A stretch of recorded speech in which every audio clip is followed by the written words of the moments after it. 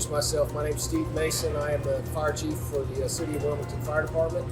I am joined by Assistant Chief Chris Walker, who is our fire marshal, Assistant Chief Derek Mickler, who is our chief of operations, and Lieutenant Greg Willett from the Wilmington Police Department.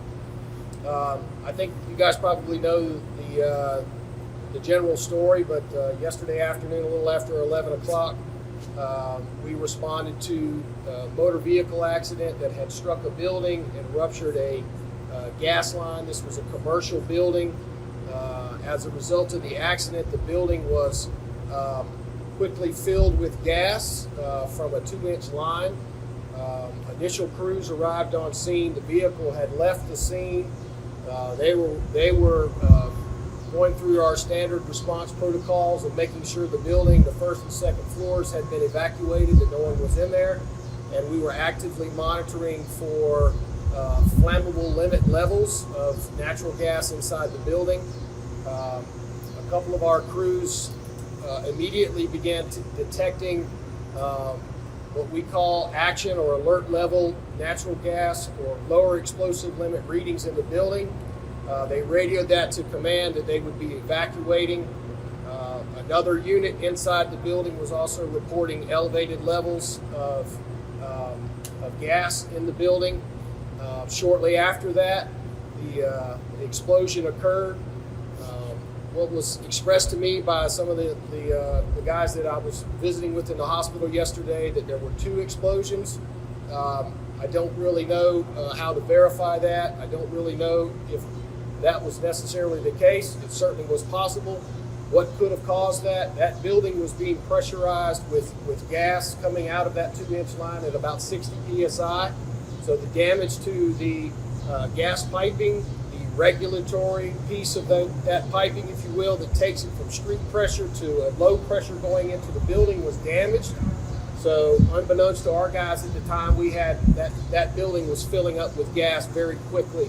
And eventually, after the explosion occurred, that high pressure gas line was also fueling the fire, which, if you saw the video, you saw how intense it was and how long it took us to get that under control. But essentially, we had a natural gas fed fire for I don't know, an hour, 2 hours after that. But our hazardous materials team, along with North Carolina or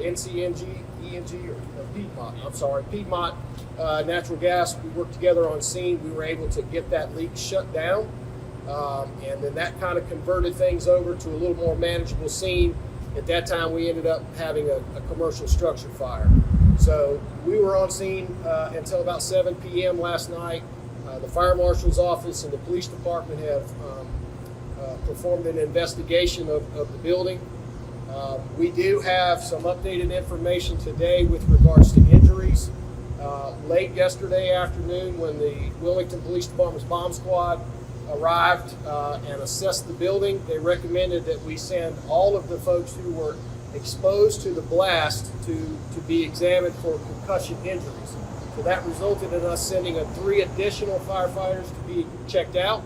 They were all treated and released with non-life-threatening injuries. They were cleared on the concussion protocols. And we also had a later report in the afternoon of one of our firefighters injuring their shoulder. So that brings our injured total to 5. And of course, the most serious injury to one of our firefighters received burns on both of his hands, 2nd and 3rd degree burns, is currently undergoing a procedure in Chapel Hill to address his injuries. That's essentially the gist of it. I know you probably all know most of that, if not all of that. So at this time, we'll be glad to take any questions that you may have. Before we do that, can we get you to step one more step for us? Thank you. What kind of gas was pumping out of that gas tank? Natural gas. Just natural gas? Yes, ma'am. Okay. Natural gas. What caused it to inflame like that? Was it just the pressure of it building up in the building? I'm going to let Chief Walker address that. Any number of ignition sources inside the building. It could have been HVAC unit with the building pressurized like that with gas, with the natural gas. Could have been, it's something as simple as a light switch. Any kind of spark, any kind of electrical charge could have ignited that. just seeing as it was a building that was under construction, were those gas lines like secured as they would have been, like like a typical building that had been completed or whatever? That building had undergone a significant renovation. In fact, the fire marshal's office had given them a certificate of occupancy. I think they were scheduled to open on first week of September. There was some construction workers in the building at the time, but that building was pretty much in good shape, ready to be opened. So we don't think that had anything to do with it. It was certainly a result of the accident. Is there a damage estimate? Dollar number? Not been able to do that yet. Not yet.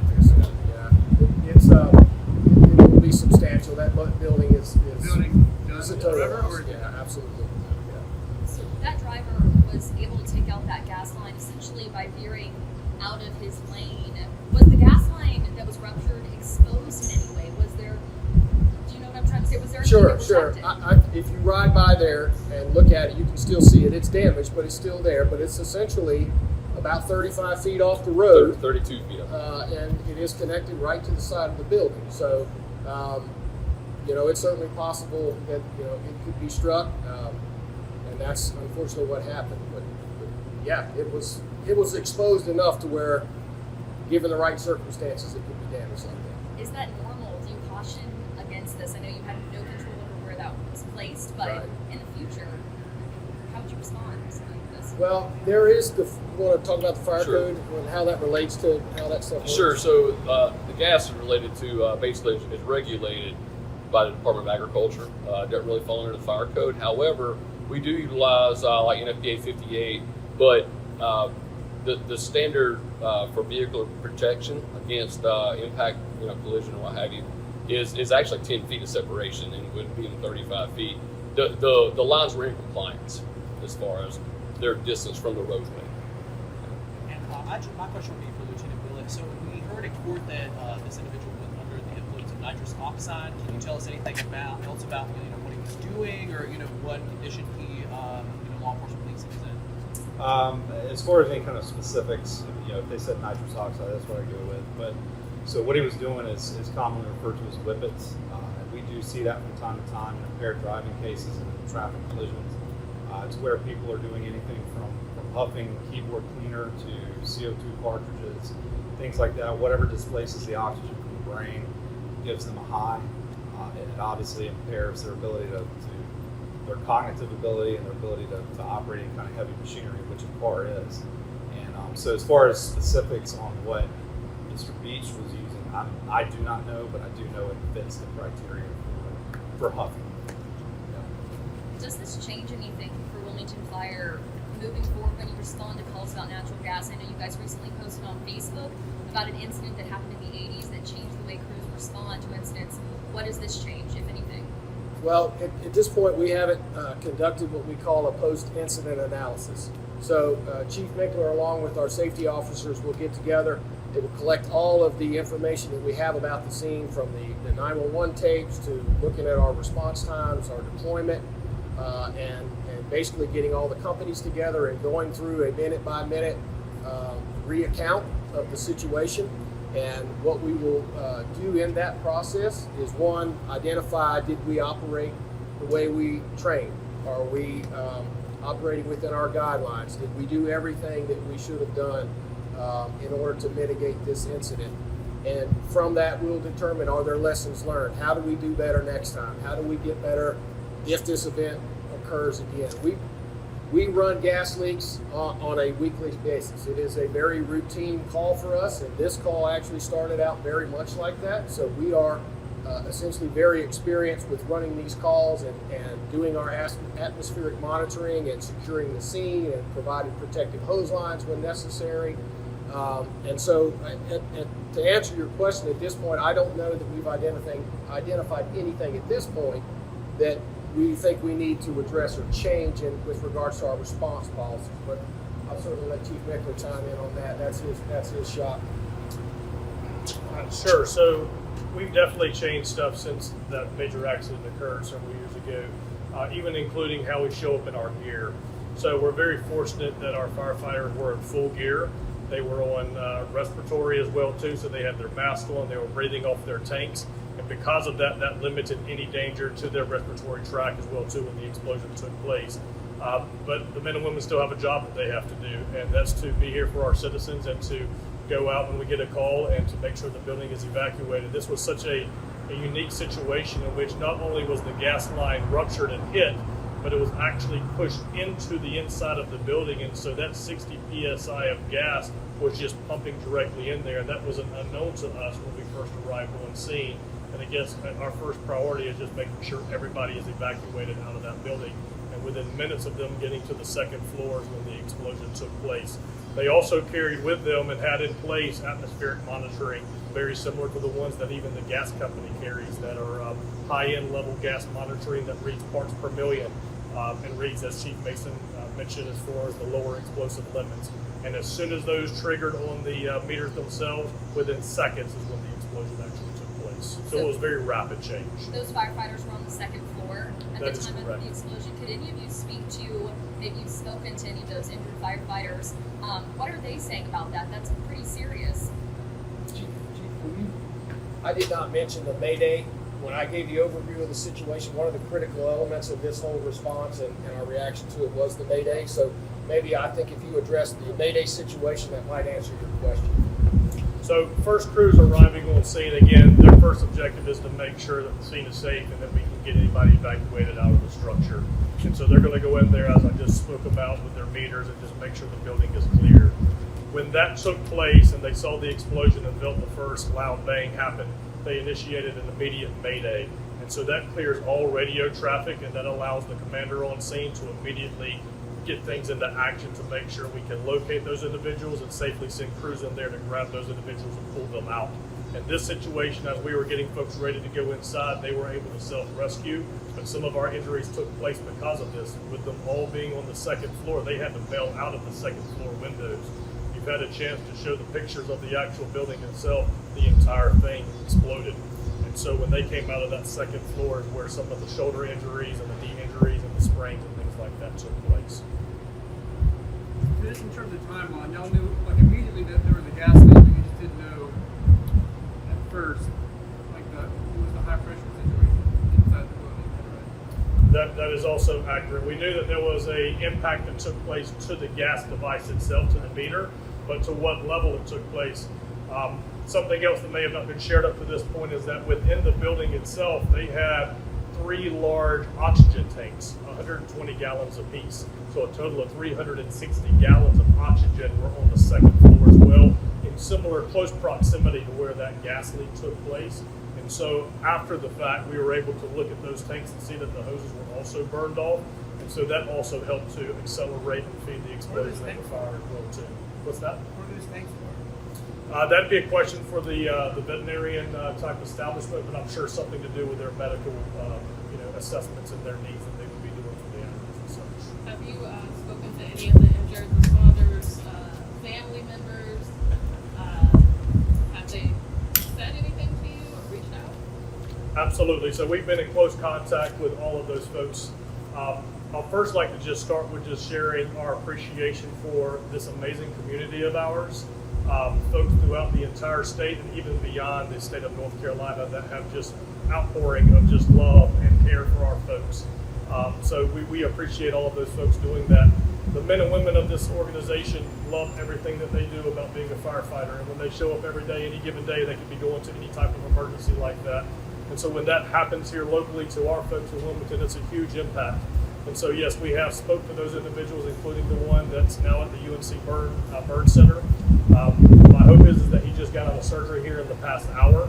But we did have the chance last night to see him before they transported him up through Vitalink to the UNC Chapel Hill. And all things being considered, he was in good spirits. His wife was there, his brother was there, his parents were up there as well too. So we have a lot of folks involved. And those that also were released last night, we've been staying in constant contact with them. Secondary to those folks, this can also be a significant mental impact to even the folks that physically were not injured on this call. And so we also have things in place to make sure they're also okay, and even after they got off shift this morning, that they remain mentally okay. Can you talk about the protocol for bringing people back after such a big incident like this?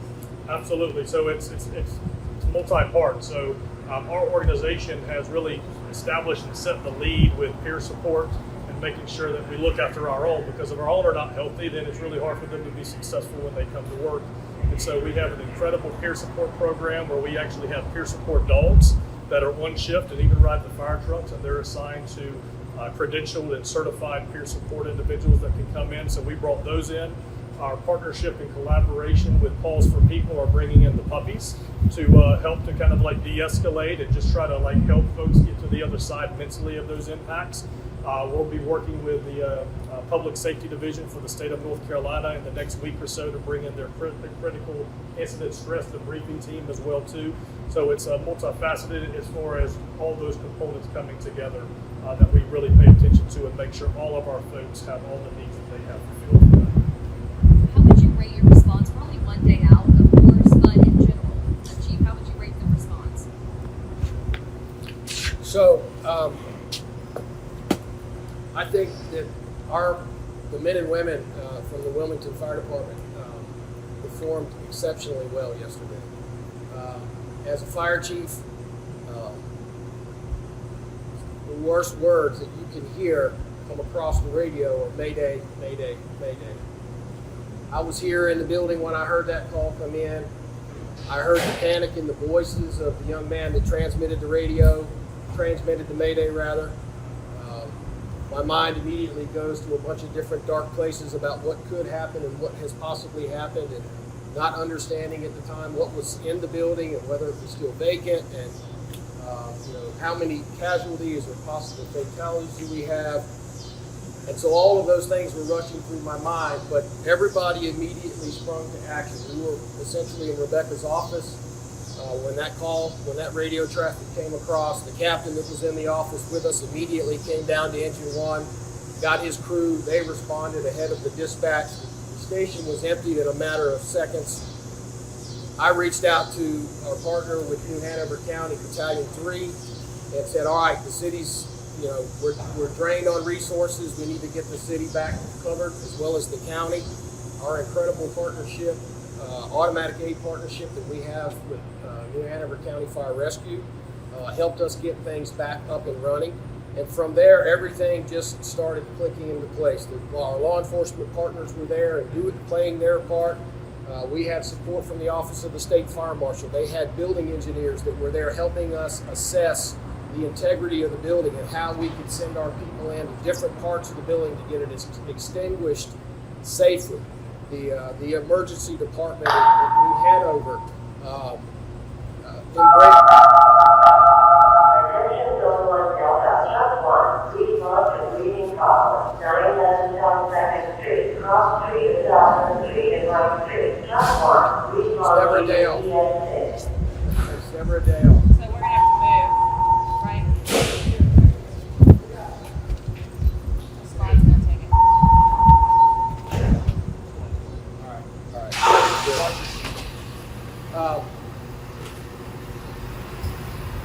So because of the partnership that we have with all of our local agencies, I made a quick call to the 911 center.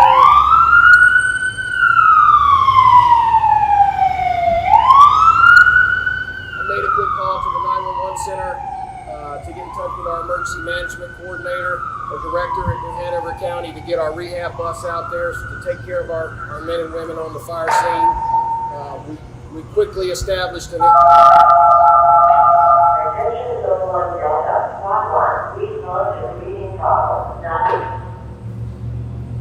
We were able to quickly establish a command post with the help of the Wilmington Police Department. They brought their command vehicle out. EMS was also able to bring a few units out on scene to monitor and to take care of our injured firefighters, but they were also there with their rehab bus to also take care of the firefighters who remained on scene throughout the day. We were able to take and put a lot of resources on the scene and tackle this situation in a very quick manner, and that's a testament to not only how we are staffed, equipped, and deployed at the Wilmington Fire Department, but the partners, the collaboration that we maintain with our other fire and emergency police, law enforcement partners in the community allowed us to perform exceptionally well. I'm sure that there will be things that we identify that where we can do better, that we can do a better job of, understanding our buildings, understanding the risks, and look at ways that we maybe even be able to respond safer. But from what I saw, what I heard yesterday, monitoring the radio and the entire situation, the reports that I was getting back, the comments that came from our partnering agencies, I believe that this organization and this community handled that situation extremely well. There is no doubt in my mind that we could have lost some members yesterday. And so the fact that we only had 4 or 5 people injured yesterday, somebody was looking after us. But at the end of the day, this job is still very dangerous. We train very hard. We prepare daily to confront situations like this. And we know that this job can take your life in a certain circumstance. But we go to work, we protect our community, and we give 110% every day, understanding and knowing how dangerous this job can be. Thankfully, yesterday, we only had 5 people that were injured. You saw the explosion, felt the magnitude of it. You understand how just deadly that can be. One of our young men who was in the hospital yesterday being evaluated for concussion injuries is a 10-year veteran. He says, "Chief, I spent a lot of time in the military. I've been around a whole lot of explosions." He was like, "That was a legit explosion." And so I just was like, I'm glad that you're here and in good spirits and doing well. But I see that video. I've seen it 100 times already, and it just makes my heart sink every time because of what could have happened. I just have one more question for you, Lieutenant Williams. So how was police eventually able to apprehend Mr. Beach? So upon our initial response, we were dispatched to a hit and run involving a gas leak. So we naturally knew fire was responding as well. Because there were citizens on scene, some of them called 911, we were able to get a good vehicle description. I want to say we were even able to get a tag, license plate number. And so when that happened, a be on the lookout or a BOLO was put out. So the vehicle was located by another patrol officer who was not involved in this call at all, in an area we call District 2, the 3100 block of Market Street. So it was good police work, being on the lookout for a damaged vehicle that fit that description and put 2 and 2 together. How do you all determine the bond for Mr. Beach? So bond is determined by a magistrate. The police department, law enforcement in North Carolina in general doesn't have any influence on bond. Magistrates will typically look at the person's history. That's really the extent I can go into that. But law enforcement, we don't have anything to do with determination of somebody's bond. Is that everything? All right, thank you guys. So much, Thank you, guys. Thank you.